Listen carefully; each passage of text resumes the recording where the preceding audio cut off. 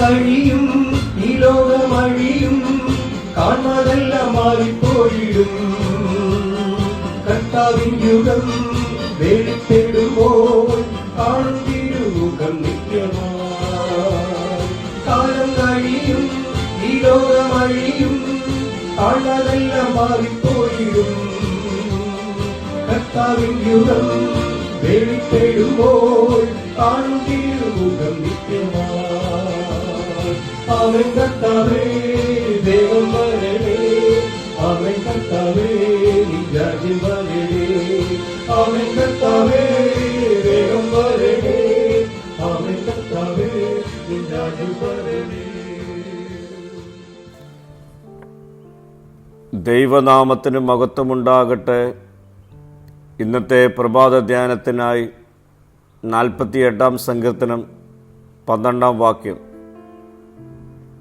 സിയോനെ ചുറ്റി നടന്ന് പ്രദക്ഷിണം ചെയ്യുവീൻ, അതിൻ്റെ ഗോപുരങ്ങളെ എണ്ണുവീൻ. ഇന്നത്തെ വചനം ദൈവത്തിൻ്റെ നഗരമായ സിയോനെക്കുറിച്ചുള്ളതാണ്.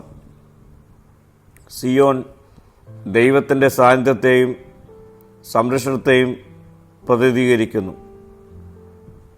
ദൈവം തന്നെ ജനത്തോട് പറയുന്നത് സിയോനെ ചുറ്റി നടക്കുക, അതിൻ്റെ ഗോപുരങ്ങളെ എണ്ണുവിൻ എന്നാണ്. ദൈവം ചെയ്ത മഹത്വകരമായ പ്രവൃത്തികളെ കാണുവാനും ഓർക്കുവാനും വേണ്ടിയാണ് ഇത് പ്രതിപാദിച്ചിരിക്കുന്നത്. പലപ്പോഴും നാം ദൈവം ചെയ്ത അനുഗ്രഹങ്ങളെ മറക്കുന്നവരാണ്. എന്നാൽ ഈ വചനം നമ്മെ പഠിപ്പിക്കുന്നത് ദൈവത്തിൻ്റെ പ്രവൃത്തികളെ ശ്രദ്ധിക്കുവിൻ എന്നാണ്. സിയോനെ ചുറ്റി നടക്കുവിൻ, ഇതൊരു ആത്മീയ സന്ദേശമാണ്. ഒരു നഗരം ചുറ്റി നടക്കുമ്പോൾ നാം അതിൻ്റെ സൗന്ദര്യം ദർശിക്കുന്നു. അതുപോലെ നമ്മുടെ ജീവിതത്തിലേക്ക് ഒന്ന് തിരിഞ്ഞു നോക്കുമ്പോൾ ദൈവത്തിൻ്റെ പ്രവൃത്തികൾ കാണുവാൻ കഴിയും. കഴിഞ്ഞ നാളുകളിൽ നാം അനേക ആവശ്യങ്ങൾക്ക് വേണ്ടി പ്രാർത്ഥിച്ച് ഉത്തരം പ്രാപിച്ചവരാണ്. എന്നാൽ അതെല്ലാം നാം മറന്നുപോയി. എന്നാൽ ദൈവവചനം ഓർമ്മിപ്പിക്കുന്നു, ദൈവത്തിൻ്റെ പ്രവൃത്തികളെ മറക്കരുത്. വചനം പറയുന്നു, ഗോപുരങ്ങളെ എണ്ണുവിൻ. പഴയകാല നഗരങ്ങളിൽ ഗോപുരങ്ങൾ വളരെ പ്രധാനമുള്ളതായിരുന്നു. അത് നഗരത്തിൻ്റെ സംരക്ഷണത്തിനായി നിർമ്മിച്ചവയായിരുന്നു. ശത്രുക്കൾ വരുമ്പോൾ ഗോപുരങ്ങളിൽ നിന്ന് കാവൽക്കാർ ശ്രദ്ധിച്ചിരുന്നു. ഇതുപോലെ നമ്മുടെ ജീവിതത്തിലും ദൈവം നിരവധി ആത്മീയ ഗോപുരങ്ങൾ നൽകിയിട്ടുണ്ട്. അവയെല്ലാം നമ്മുടെ ആത്മീയ ജീവിതത്തിൻ്റെ സംരക്ഷകരാണ്.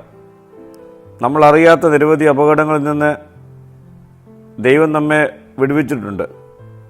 അതുകൊണ്ട് നമുക്ക് ഉറക്കെ പറയാം, ദൈവം നമ്മുടെ കോട്ടയാണ്, അവൻ നമ്മുടെ സംരക്ഷകനാണ്. അവൻ ചെയ്ത പ്രവൃത്തികളെ ഓർത്ത് ദിനം പ്രതി നന്ദി കരയറ്റുകയും പ്രാർത്ഥിക്കാം. കർത്താവേ, എൻ്റെ ജീവിതത്തിൽ നീ ചെയ്ത അനുഗ്രഹങ്ങൾ കാണുവാനും ഓർക്കുവാനുമുള്ള കൃപ ദിനം പ്രതി എനിക്ക് നൽകണമേ. മഹത്വം നീ എടുക്കണം. യേശുവിൻ്റെ നാമത്തിൽ തന്നെ. ആമീൻ.